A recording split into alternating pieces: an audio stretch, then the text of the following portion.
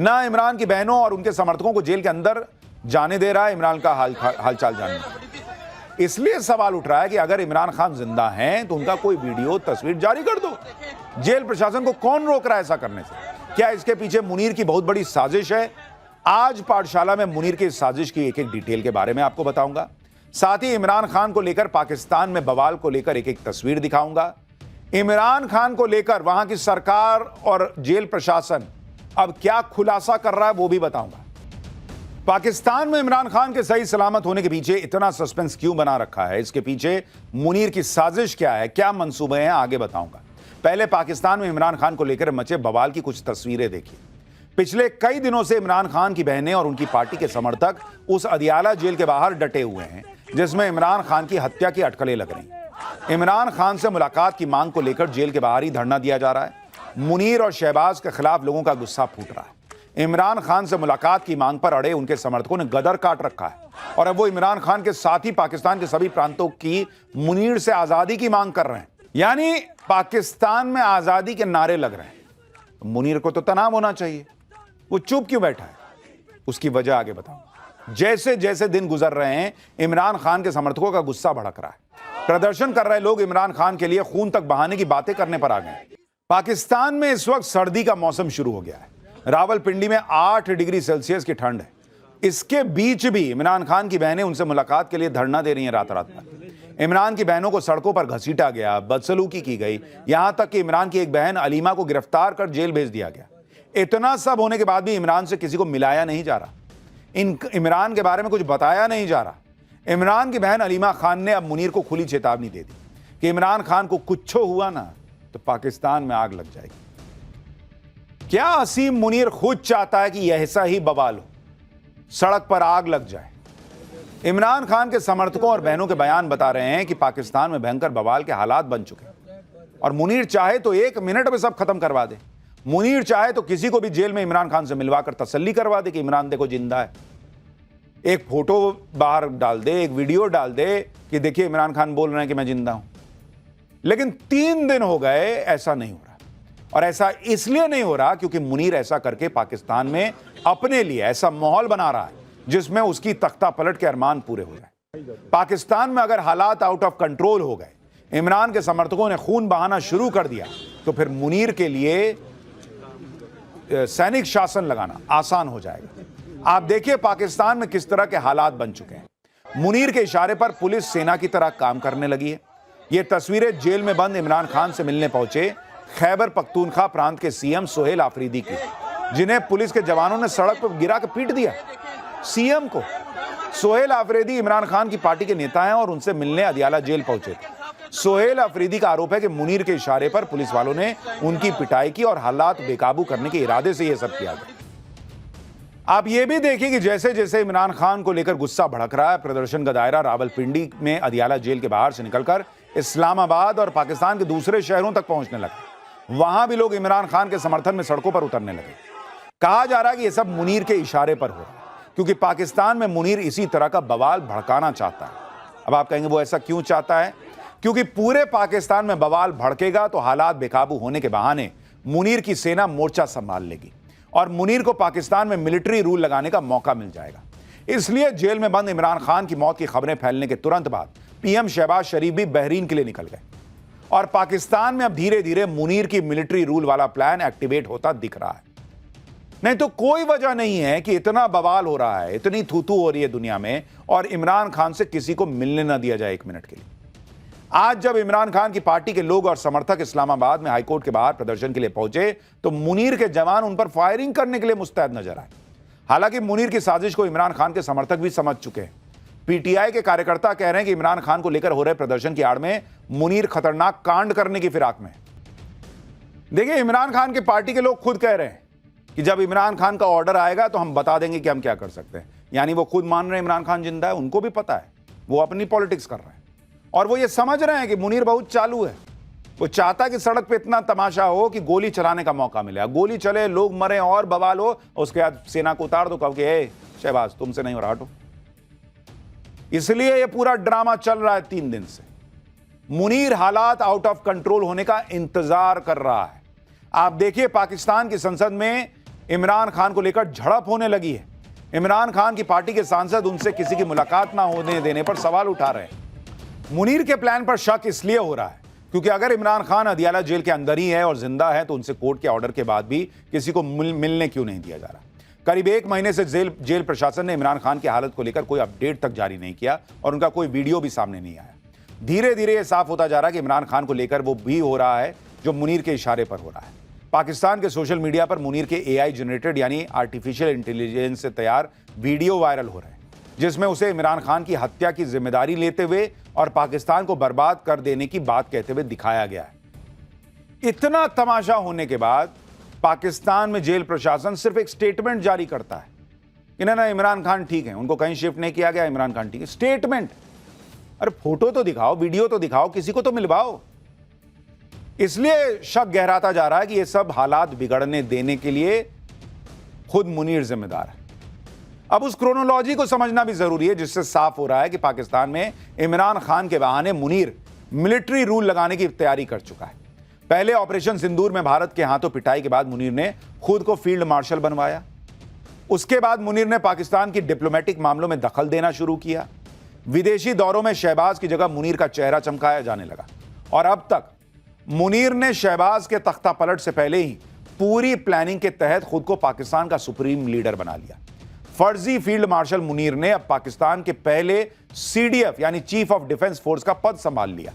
यह पद पाकिस्तान के संविधान में 27वें संशोधन के तहत किया गया और अब मुनीर अगले 5 साल तक पाकिस्तान की तीनों सेनाओं यानी आर्मी, एयरफोर्स और नेवी का हेड है। यानी अब पाकिस्तान में चुनाव हुए भी तो वो मुनीर की सेना की निगरानी में होंगे। इसके साथ ही मुनीर ने पाकिस्तान के परमाणु हथियारों को भी अपने कंट्रोल में ले रखा है क्योंकि अब न्यूक्लियर हथियारों की निगरानी करने वाली संस्था NSC यानी नेशनल सिक्योरिटी काउंसिल के चीफ की नियुक्ति भी खुद मुनीर करेगा। संविधान में किए गए संशोधन के मुताबिक मुनीर को पाकिस्तान के राष्ट्रपति के बराबर लीगल कवर दे दिया गया है। प्रेसिडेंट की तरह मुनीर को भी किसी भी लीगल केस में जिंदगी भर इम्यूनिटी मिलेगी, यानी उसको कुछ नहीं हो सकता। यानी क्रोनोलॉजी यह कहती है कि असीम मुनीर ने धीरे धीरे करके सारी शक्ति अपने पास ले ली है और अब उसे सिर्फ एक वजह का इंतजार है, ऐसा बवाल सड़क पर हो कि वो कहे कि देश शहबाज से नहीं संभल रहा, सेना को कुछ करना होगा। हो गया काम।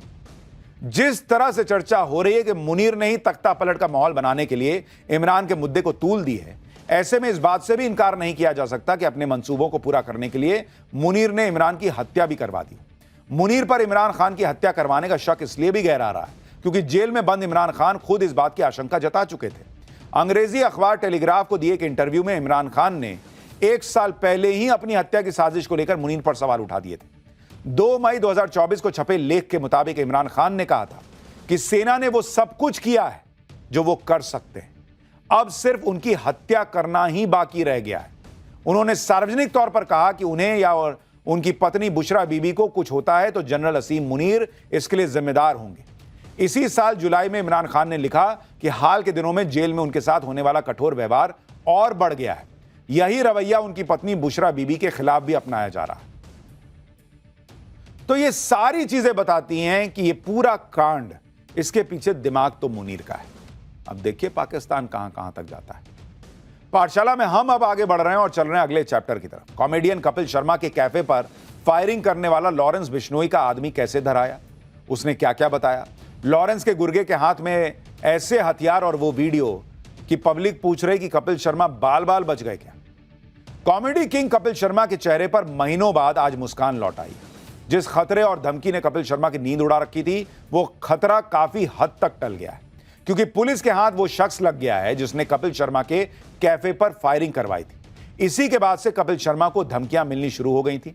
कपिल शर्मा की नींद इसलिए भी उड़ गई थी क्योंकि धमकी देने वाला कोई और नहीं बल्कि सलमान खान के घर पर फायरिंग करवाने वाला लॉरेंस बिश्नोई गैंग था। आज लॉरेंस बिश्नोई गैंग के उसी गुर्गे को दिल्ली पुलिस ने धर दबोचा। बंधु मान सिंह सेखों, इसे क्राइम ब्रांच की टीम ने लुधियाना से गिरफ्तार किया। मान सिंह सेखों कनाडा में लॉरेंस गैंग का सिंडिकेट संभालने वाले गोल्डी ढिल्लन का खास गुर्गा है। खतरनाक बंदूकों के शौकीन सेखों ने कपिल के कैफे पर फायरिंग की साजिश रची थी, यह कहा जा रहा है। लॉरेंस गैंग का गुर्गा मान सिंह सेखों कोई छोटा मोटा शूटर नहीं है। आप उसकी तस्वीरें देखिए, इसके पास ऐसे ऐसे हथियार हैं जिन्हें देखकर दिल्ली पुलिस भी हैरान रह गई। आर्मी की बंदूकें और दे दनादन फायरिंग की तस्वीरें देखकर तो यही लग रहा है कि कपिल शर्मा बाल बाल बच गए। लेकिन अब यही मानसिंह सलाखों के पीछे है। शातिर मानसिंह के पकड़े जाने के बाद लॉरेंस गैंग की कमर कैसे टूट गई और मोस्ट वांटेड शूटर ने ऐसी कौन सी गलती कर दी जो बड़ी आसानी से दिल्ली पुलिस के हत्थे चढ़ गया, आज इसका चैप्टर खोल रहा हूं। सेना के पास जिस तरह के हथियार होते वैसे हथियार उसके पास कहां से आए, इतने एडवांस हथियार उसके पास कहां से आए जो बड़ी बड़ी सेनाओं के पास भी नहीं होंगे। दिल्ली पुलिस को आज इस वक्त बड़ी सफलता मिली जब लॉरेंस गैंग का वांटेड गैंग मेंबर हत्थे चढ़ गया। क्राइम ब्रांच ने पाकिस्तान शेल्टर्ड और कनाडा बेस्ड नेटवर्क से जुड़े उस शूटर को गिरफ्तार कर लिया है जिसने कपिल शर्मा के कैफे पर गोलियां बरसाई थी और भारत आ गया था। बंधु मानसिंह सेखों नाम के शूटर की गिरफ्तारी सिर्फ एक अपराधी तक पहुंचने की सफलता नहीं है, बल्कि गोल्डी बराड़ लॉरेंस बिश्नोई सिंडिकेट की साजिशों को क्रैक करने की दिशा में बड़ा कदम है। कनाडा में वारदात को अंजाम देने के बाद सेखों सीधे भारत पहुंचा और यहां ठिकाने बदलकर पुलिस से बचता रहा।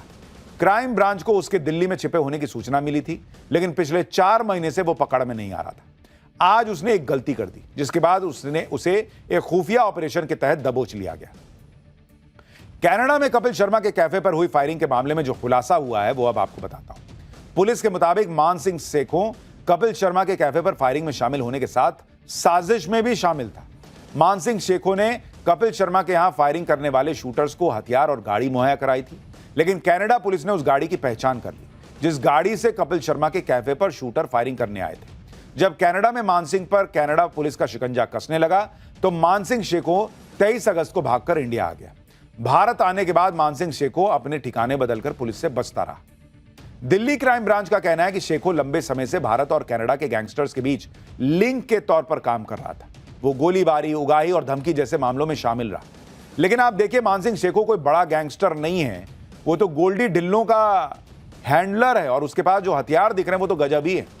मानसिंह के पास ऐसे ऐसे हथियार दिखाई दे रहे हैं जो अमेरिका की सेना के पास भी हैं या नहीं, लोग पूछ रहे हैं। इन हथियारों को तो स्पेशल फोर्सेज इस्तेमाल करती हैं।